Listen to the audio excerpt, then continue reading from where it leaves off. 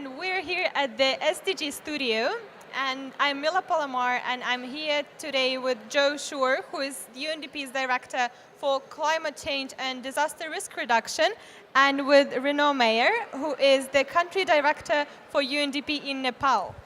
And today our topic for the discussion is the role of the disaster reduction and the disaster risk reduction for the Sustainable Development Goals and the role of youth in this process.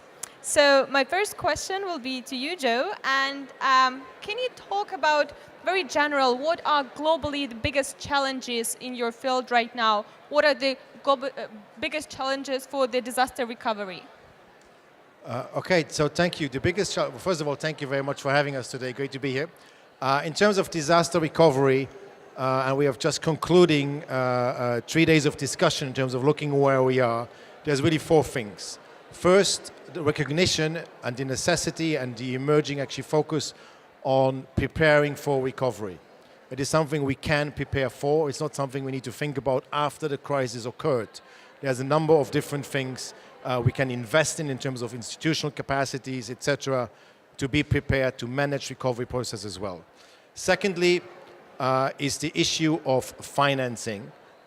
We actually still have some issues with that. It's not a solved issue. There's some concerns that we have as an international community, but recovery financing is of key importance. Thirdly, recovery must be absolutely people-centered. At the end of the day, it's about enabling communities to rebuild their lives, their livelihoods, their infrastructure. It's about investing in their own ability and knowledge. It's about using them, including women and also young people, as leaders in informing the way the recovery goes. And last but not least, it's about building back better. And that's also related to the financing. We are not quite there yet, if you look globally at recovery processes, to really be able to mobilize the resources required to build back better, which basically means let's not rebuild the same vulnerabilities in the recovery that we had before, which actually led to the disaster. And following up on the question of funding, do you know or have you thought about why this field, why this sector is underfunded? What's your explanation for that? We think about that every day. The explanations, of course, there's a multitude of explanations. First of all, funding is always rare, and you compete in a very kind of global level with other issues that often seem to be, when it comes to disaster risk reduction, more important. Governments also often make a choice, in some ways a false choice, let me deal with the priority now versus investing in risk reduction that prepares me for an event that might occur years down the line. Specifically on the recovery issue, as an international system, we're not really set up for it. We have a very good system in terms of humanitarian financing mechanisms. We, of course, have very established development financing mechanisms, and the recovery really falls in between that period. And so we have a lot of work to do to make these mechanisms, to create those mechanisms, but also look creatively at mixing public and private financing, including, of course, protection mechanism in working with insurance sector. Okay, thank you so much. Renaud, a question for you. So we've just heard that the preparation for risks is not always a priority.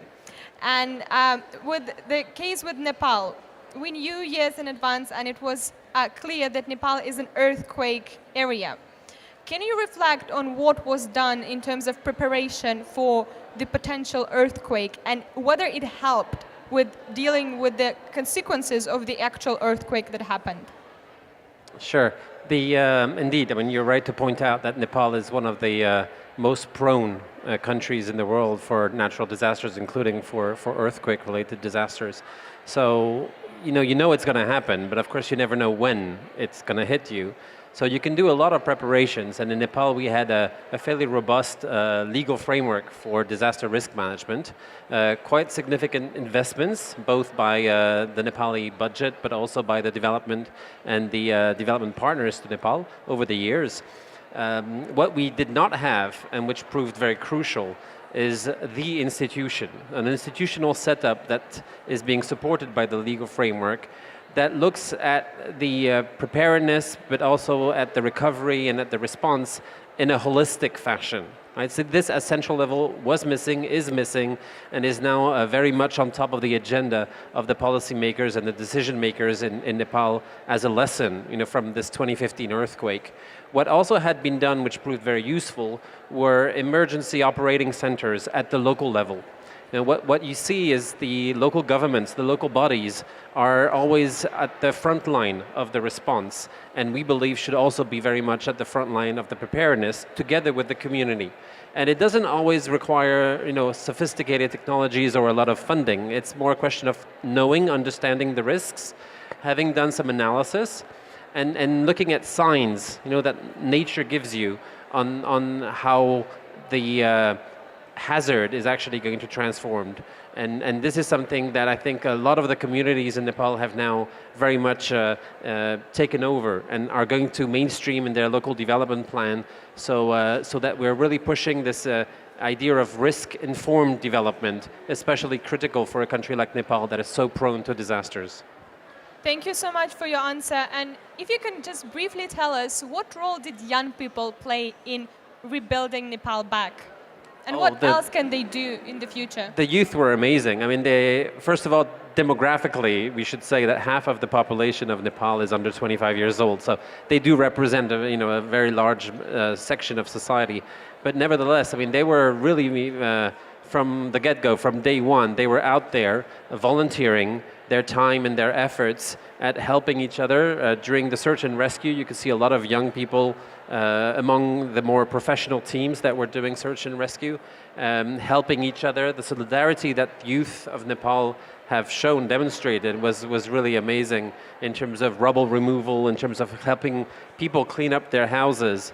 The most affected districts were in the rural areas, where you have very simple, actually, architecture and simple masonry. So most of the houses are just made of stone, wooden beams, and mud. So it doesn't require, heavy machinery, but it requires a lot of manpower. So the youth were out there and really helping each other. It was very inspiring. That's great to hear. Thank you so much for your time, gentlemen. Thank you for being with us tonight, and thank you for your work. Thanks for having us. Thank you.